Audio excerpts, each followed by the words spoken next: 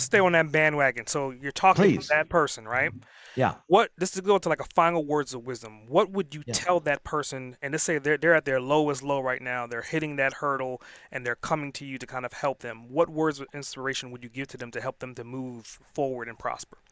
Okay. I would first of all say, you know, have you defined your product clear enough? Mm, Yes, I'm a plumber and I fix toilets that are broken. Okay, that's clear, you know.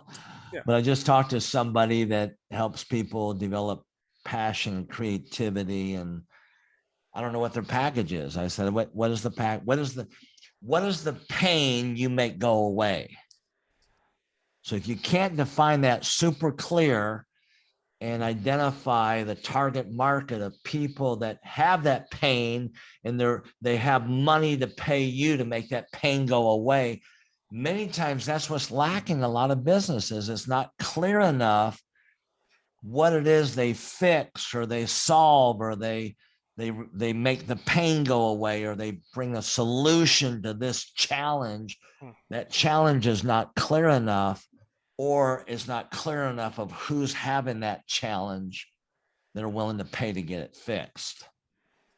wow. And so that's on early startup here. Now, on somebody that's got something going, they've already, they're generating maybe 10 or 15 or $80,000 a month or $100,000 a month. They've got it going, they've got a team going. The biggest challenge I see within that is three words. It's going to be worth a lot of money.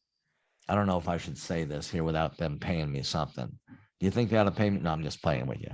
Okay. You're like ready to hang up on me. Don't hang up on me. Here's three words that's going to make these people a lot of money. Casualness Mm, causes casualties. mm, Casualness causes casualties. And so if you're somebody that's got a business going, but you're still a slave of it, well, gosh, I'm making good money. I know, but you're working 90 hours a week. mm. And what's going on? So who owns who, and you're working in your business or on it. So with those people, I would say, what casual thing are you tolerating that you need to draw the line to say, I'm not going to tolerate that anymore?